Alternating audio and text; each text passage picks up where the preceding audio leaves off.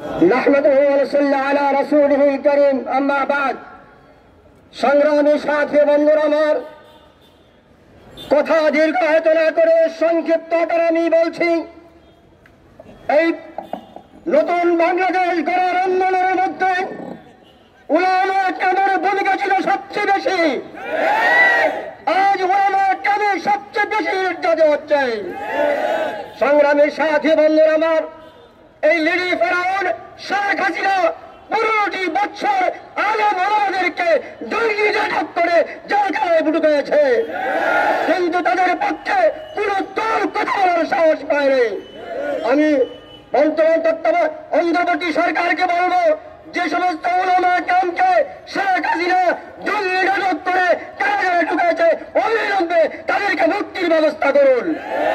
আর যদি মুক্তির ব্যবস্থা না দেওয়া হয়, তাহলে তাদেরকে কিভাবে মুক্তি করতে হয় ওলামা কেরাম সেই ব্যবস্থা করবে এবং আন্দোলনটা সারা বাংলাদেশে ছড়িয়ে দেবে ইনশাআল্লাহ।